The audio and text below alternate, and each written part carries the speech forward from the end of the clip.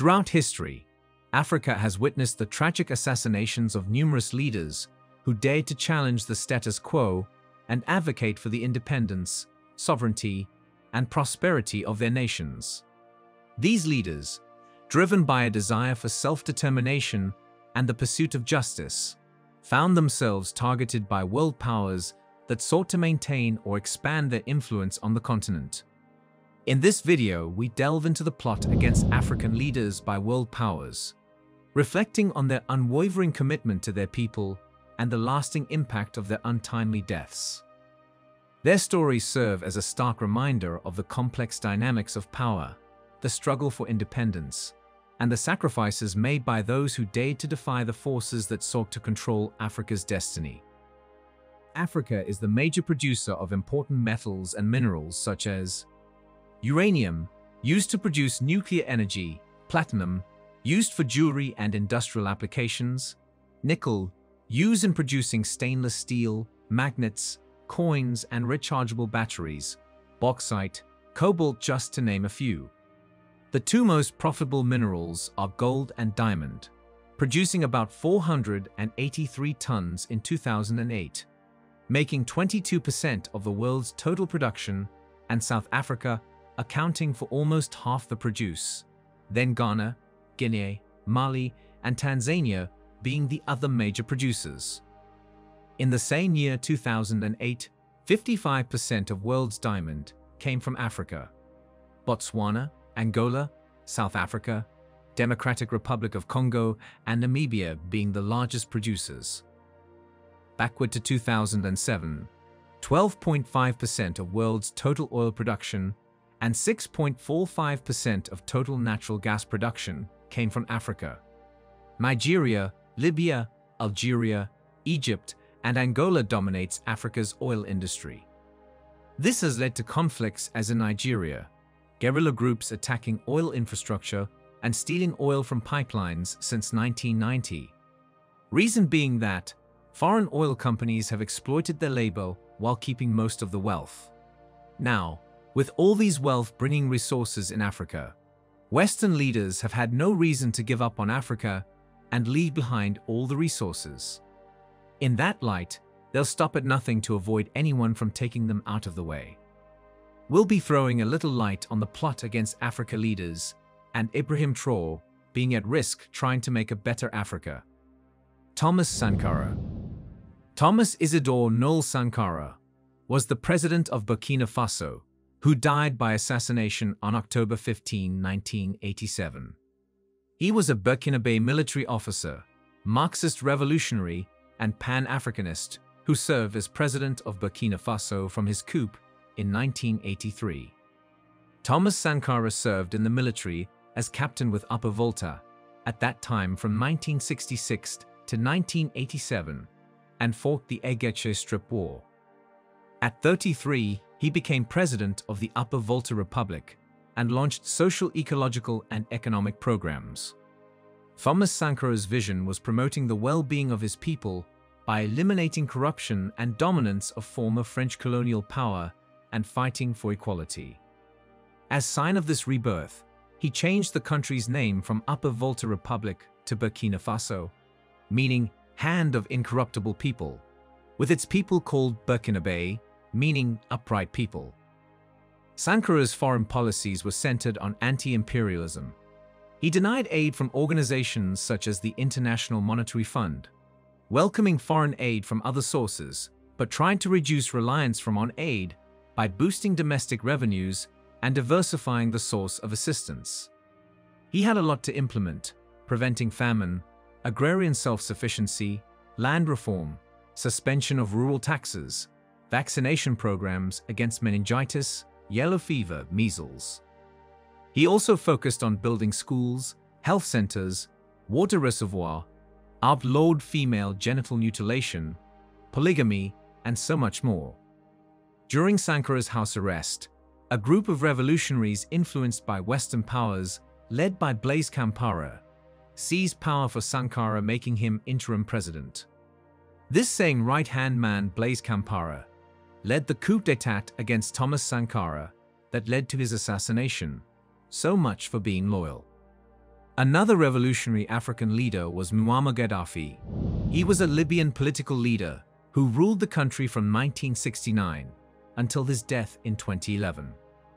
Born on June 7, 1942, Gaddafi came to power through a military coup against King Idris I. He put forth a revolutionary government known as the Libyan Arab Republic and implemented a unique political ideology called Jamahiriya, which aimed to create a stateless society based on direct democracy.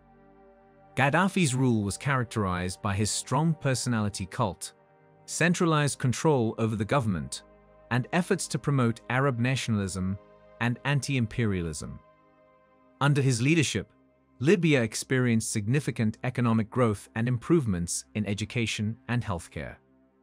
Gaddafi built up the idea of establishing a single gold-backed currency for Africa called the gold dinar.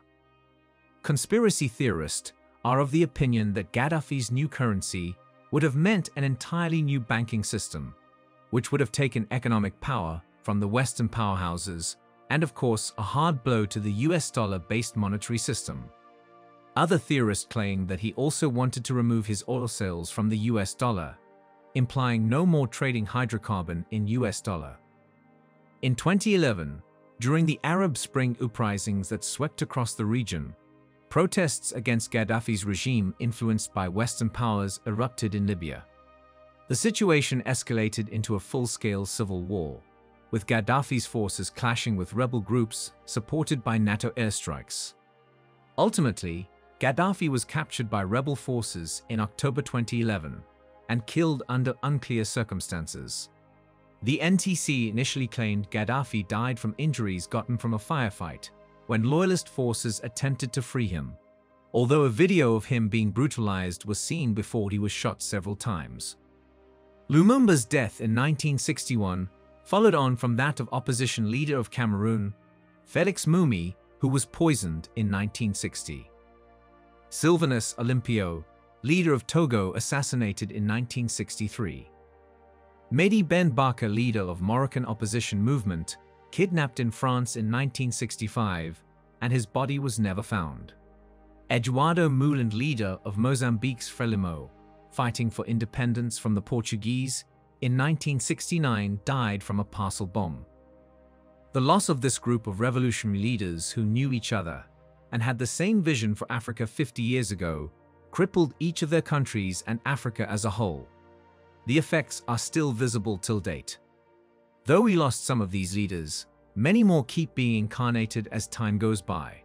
Some examples are Félix Tshisekedi, President of Democratic Republic of Congo, who is not afraid of speaking his mind, telling Europe to embrace a relationship of equals and not always looking down on Africa as bare minimal.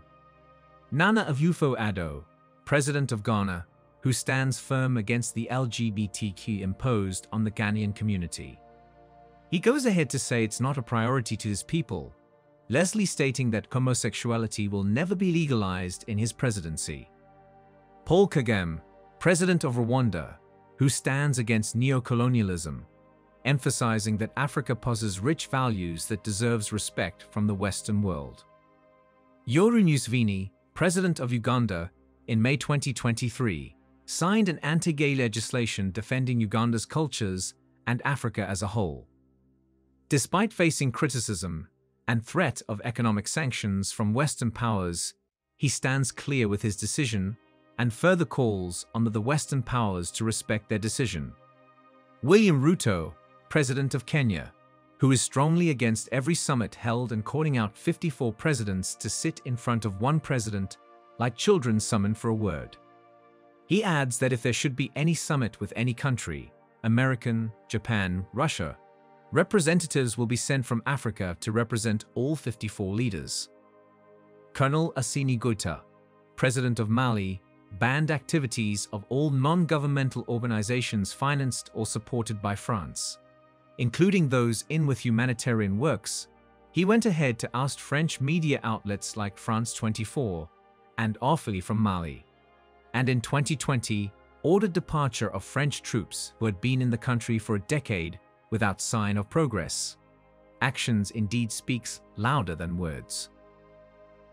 Will Ibrahim Traoré survive the Western plot? We can't possibly list all these great leaders and not mention Captain Ibrahim Traoré, which is safe to call him Thomas Sankara's incarnate. Captain Ibrahim Traoré, interim leader of Burkina Faso since September 30, 2022 coup d'état, which ousted interim president Paul-Henri Sandaogo Damiba. Traoré, who is now 34, is currently the youngest serving president in the world. He went into office on October 6, 2022, as interim president of Burkina Faso, and on September 30, 2022, as incumbent president of the Patriotic Movement for Safeguard and Restoration. Having rank as a captain in the Cobra Special Forces Unit, he fought wars and battles like Mali War, Islamic insurgency, Burkinabe coup d'état in January 2022, September 2022. Shortly after staging a coup against Damiba's administration in September 2022, Traoré acknowledged that his age would be a subject of discussion among those questioning his presidential credentials. Damiba, who was 41 by then, had been ousted by Traoré, who was 7 years his junior. As they rightly say, age is just a number, and 2 positions lower than him in the military chain of command. He stated, "I know that I am younger than most of you here. We did not want what happened, but we did not have a choice," he told government officials in October 2022. Whereas many people described Traoré's rise as meteoric, within the military circles his rise to the top was just around the corner. Ibrahim Traoré studied at a local military academy and thereafter joined the army in 2009, being 21 years old at the time. He acquired artillery skills in the North African nation of Morocco. He settled on a military career after completing his secondary education in Bobo-Dioulasso city. After serving in relatively junior positions in Burkina Faso's military, Ibrahim Traoré's major stride came in 2014, when he was deployed to Mali as a soldier under the United Nations Peacekeeping Mission Program, MINUSMA. Soldiers within Burkina Faso's military told the country's Radio Omega in the past that Traoré, during his deployment to Mali, showed bravery. Aged 26 at the time, Ibrahim Traoré overcame a complex attack by militant extremists in the northern Timbuktu region, an unnamed source told Radio Omega. The same source further said that Traoré, who was a lieutenant at the time, exhibited leadership attributes including being willful, courageous, and close to his men. Besides the assignment in Mali, Ibrahim Traoré also featured prominently in the fights against insurgency in his native Burkina Faso between 2019 and 2022. He was promoted to the rank of captain in 2020. Safe to say he was on his way to greatness. Fast forward to July 28, 2023. Burkina Faso interim head of state Captain Ibrahim Traoré delivered a powerful address at the Second Russia-Africa Economic and Humanitarian Forum, calling for greater sovereignty, food security, and recognition of Africa's historical contributions. Ibrahim Traoré's speech at the Russia-Africa Summit, held on July 27 to July 28, 2023, earned him a lot of applause. He stated, "The problem is seeing African heads of state, who bring nothing to people who are struggling, singing the same song as the imperialists who call us militia. As a result, they end up referring to us as people who do not respect human rights," Ibrahim Traoré said. "We African heads of state must stop acting like marionettes who dance each time the imperialists pull on our strings." His speech brought everyone comparing him to the legendary Burkinabe Pan-Africanist leader, Thomas Isidore Mole Sankara, suggesting that Ibrahim Traoré's rhetoric mirrored the fervor and dedication to African autonomy and prosperity that characterized Thomas Sankara's vision.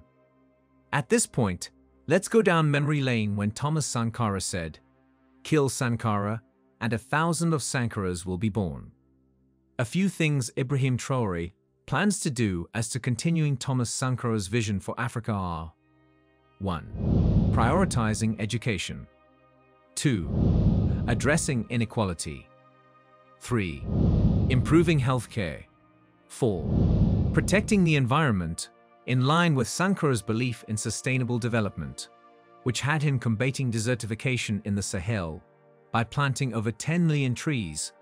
Ibrahim intends to promote renewable energy sources, invest in eco-friendly initiatives, and encourage responsible agricultural practices to ensure a greener future for Burkina Faso. Stepping up to the Western powers have proven to be quite dangerous, as seen with the other leaders who lost their lives in the process of trying to give their countries a better life and a better Africa at large. Thomas Sankara was assassinated by his right-hand man, the same man who led his coup d'état. Can Ibrahim Traoré trust anyone by his side? Will he succeed to implement his rules for a better Africa before returning power to civilian authorities in Burkina Faso, as promised come July 2024? Is Ibrahim Traoré the next target of Western powers? Will he survive the plot? Our questions will probably remain unanswered until then. Let us know your thoughts in the comment section below.